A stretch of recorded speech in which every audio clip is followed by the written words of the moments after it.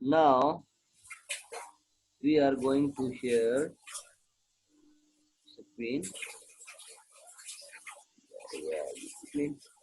Okay, but this one we will discuss later on after this, after the evils of interest. So the next evil of interest, impact of interest on investment. No, impact of interest on investment in and in impact of interest on capital in trade cycle. Like you people know that trade cycle means trade activities, ups and downs of trade activities. As you people know, the when trade activities are alert, we say this is the boom time period. First, expansion in trade, then trade is on the boom, then recession in trade, then trade is in the trough. Up here, trade interest plays a key role in bringing about a slump in market conditions. Slump means trough, low economic activities in the markets. So interest plays a key role in bringing about a slump in the market. As trade is alert, when we are in the boom in the trade activities, it means trade activities are the highest at the highest point. So in this position, in this condition, commercial banks issue loans. Commercial banks issue loans. Okay. And in condition, and in trough conditions, they recover the loans. This is very common condition when trade. Sir kindly थोड़ी देर के लिए सबको mute कर दे. Which one? Islamic Bank sir ये. No beta no. This one we will do later. After that, after just 2-3 minutes. Okay sir. So when trade activities in any economy is in the boom, then commercial bank issue loans. Then commercial banks issue loans.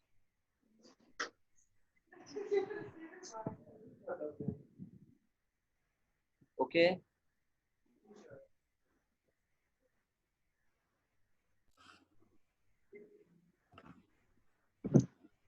Okay.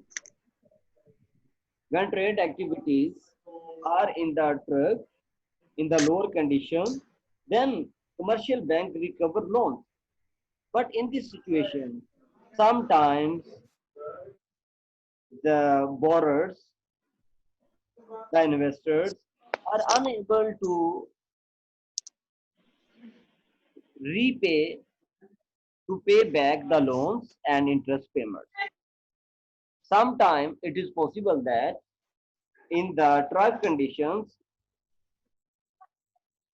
the investors are unable to pay back the loans and interest payments because supply sometimes does not create its own demand. That is possible. So in this condition, banks' capital shrinks. Banks' capital shrinks, decrease. So that is the bad signal for the economy. So interest shrinks the capital in the banking sector. In other words, interest shrinks the capital in the economy. So that is the evil of interest. So when the interest rate grows, then economy shrinks. That is negative signal for the economy. So the next evil of interest and allocation of resources. The next evil of interest, misallocation of resources. In the presence of interest, the resources in the commercial banks are misallocated because commercial banks grant the loan, to the investors who are rich and they are successful in the business. Definitely, banks favor the investors who are successful in the business. They are rich. Ultimately, successful businessmen get benefit from the loans and getting more rich. So in this way, in the commercial banks, in the economy, financial resources are misallocated. In other words, financial resources are allocated in favor of rich persons, in favor of successful businessmen. Poor and loser businessmen, they are not encouraged by the commercial banks. So this is the evil of interest. Interest causes misallocation of resources. The second one, interest rate. The next evil of interest. This is the seventh one. Seventh evil of interest. It discourages the businessman.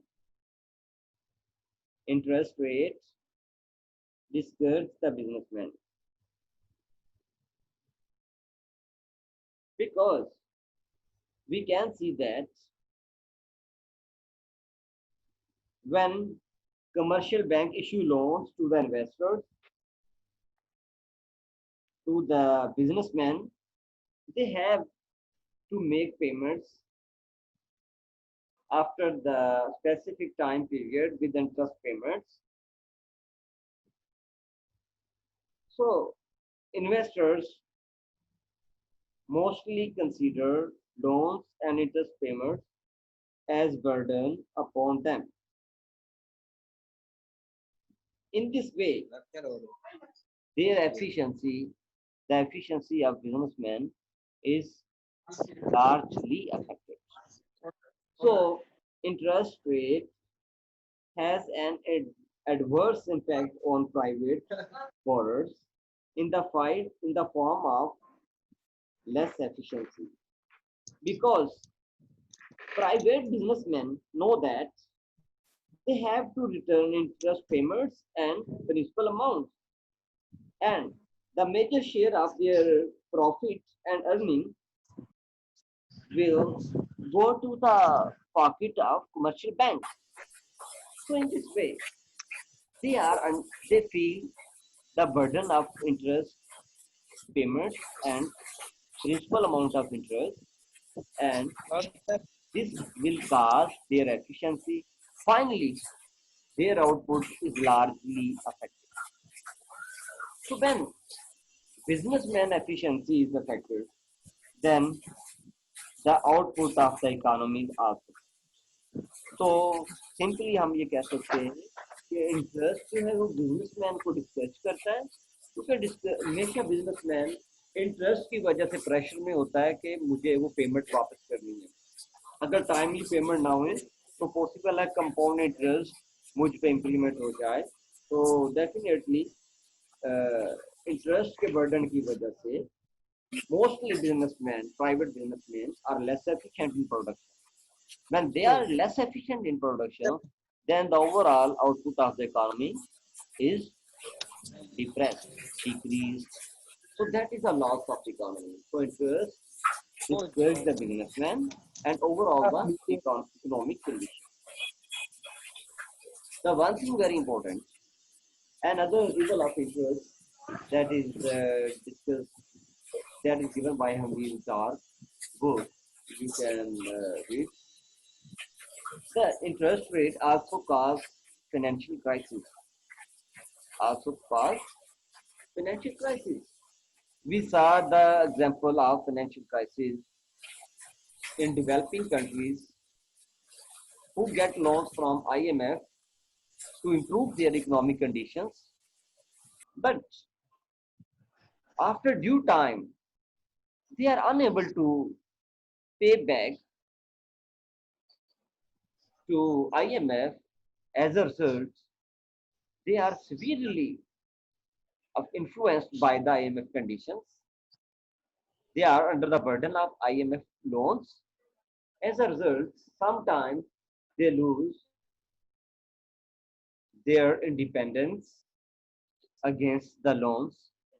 So in this way, we find financial crisis in especially in developing countries due to interest payments, because mostly developing countries get loans and survive under the burden of IMF conditions. So this is the evils of interest we discussed. So this is the next one. Which one I did open the slide? That is the principle of Islamic bank.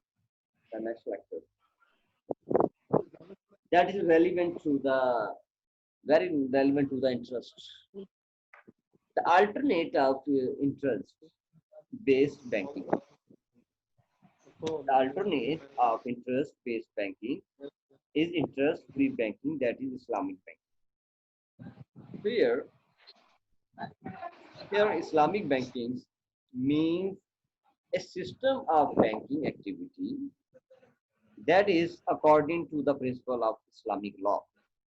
That is according to the principle of Islamic law.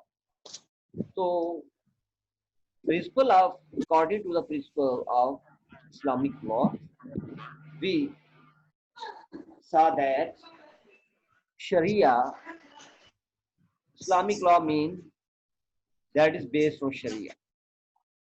Sharia prohibits the payment or acceptance of interest for the lending and accepting of money respectively. Again, Sharia prohibits the payments, mean interest payments, or acceptance of interest for the lending and accepting of money respectively, that is riba, for specific term. For 1 year, that is simple interest. More than 1 year, we find compound interest. Okay. So according to Sharia, interest interest के साथ borrow करना या lending करना, borrowing and lending based on interest is prohibited according to Sharia.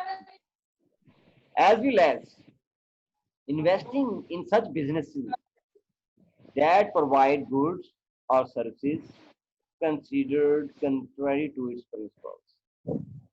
Like if investor invests in such goods and services which are haram in Sharia, so such kind of business are prohibited, like beer, gambling, pork, so alcohol. So investment in these business is haram. Okay. So the next one, the definition of riba already we have done in detail. I think no need to do again. We find that these principles of Islamic banking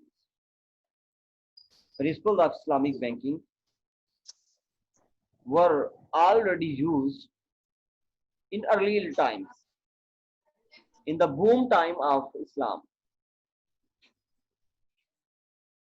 But in the late 20th century, A large number of Islamic banks are formed to apply these principles. Now we are going to discuss these principles. Before the discussion of these principles, we are going to uh, give a a brief introduction of modern Islamic banking. This is very simple reading. Firstly, you are a modern Islamic banking. Firstly, interest-free bankings on the basis of profit loss sharing in the academic work was introduced in 1940s, 1950s. First, in 1940s and 1950s, just we find interest-free banking in academic work. Just in academic work, not in practical. Just we were listening the words of interest-free banking. हमें बेटा just interest free banking के names का पता था लेकिन उसकी practical form word में exist नहीं करती so this academic work proposed a banking system that is based on profit and loss sharing as compared to interest based banking. So this work proposed a banking system based on the concept of profit loss sharing. Then over the next 2 decades, like 1960s, 1970s, we find a great attention, we find a great attention of interest-free banking from political parties, from political interest in Pakistan, and from young Muslim economists. So we find a great interest about we find a great interest of interest-free banking from young Muslim economists and from politicians in Pakistan. That is uh, that is very good news for Pakistan. That was the good news for Pakistan. Then in Karachi, 1970s,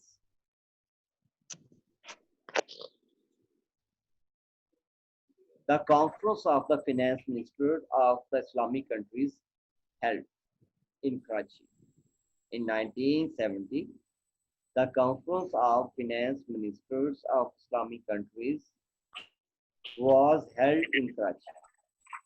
This is the first practical way of Islamic banking. The next one is Egyptian studies interest-free banking, Islamic banking in 1972. Then, just what highlights कर रहा हूँ वो points. Then the first international conference on Islamic economics was held in Makkah in 1976. Then the second international economic conference was held in London in 1977. So this kind of involvement of institutions and governments in the interest-free banking led to the application of theory to practice. So this involvement of institutions and governments led to the application of theory to practice. No, this was the time to implement interest-free banking literature into practice. No, the time for practice. So this result in establishment of first interest-free bank? No, which was the first interest-free bank? So in 1975, first Islamic Development Bank was established. In 1975, first Islamic Development Bank was established.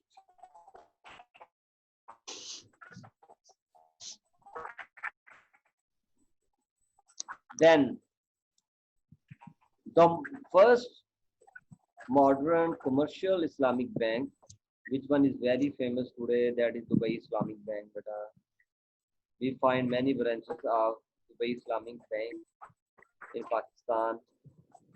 The first Dubai Islamic Bank was opened in 1975. That was the success of Islamic banks. Now we are going to share the principles of Islamic banks. So Islamic banking was more useful, more beneficial for economic welfare than conventional banking. Commonly, Islamic banking and conventional banking both have the same purposes. That is investment, economic growth, investment. But the difference is that Islamic banking operates according to the rules of Sharia. According to the rules of Sharia. The first basic principle of Islamic banking, the basic principle of Islamic banking is the sharing of profit and loss. Islamic banking introduced many tools of investment, mode of financing based on profit and loss sharing. And it strictly prohibits riba, usury. So we find the implementation of these principles in Islamic banking sector. Although it is not much flourished, but we find its active role to establish Islamic banking system. One example, बेटा यहाँ पे कितने हैं हमारे पास?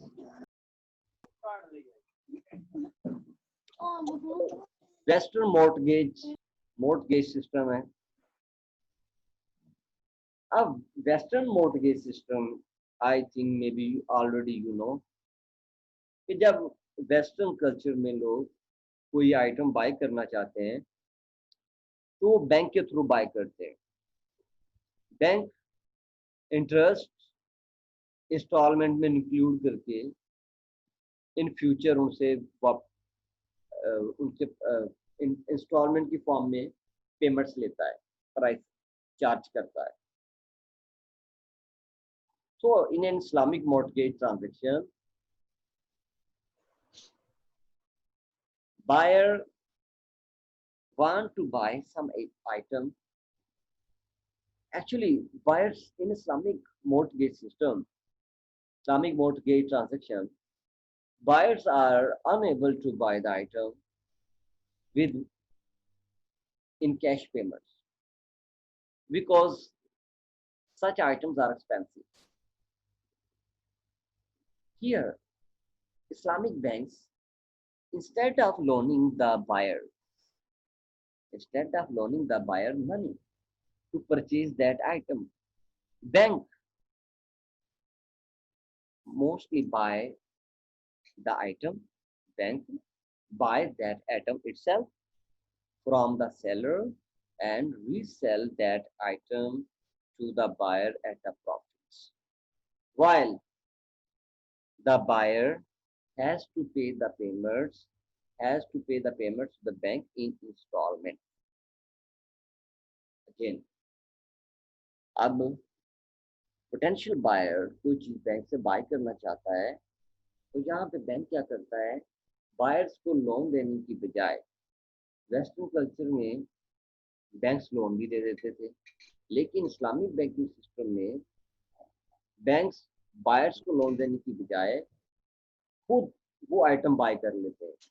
वो item by करने के बाद, सेलर से बाय करने के बाद, वो बायर्स को प्रॉफिट पर रीसेल कर देते हैं। ठीक है, और bye while they allow the buyer to pay the bank in installment. So this is the facilitation for buyers. So in this way, this concept of financing, in which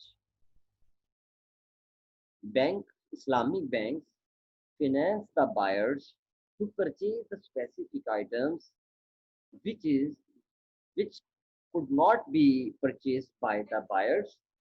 In this way, buyers easily can buy that items and make payments in installment to the banks over the specific time period.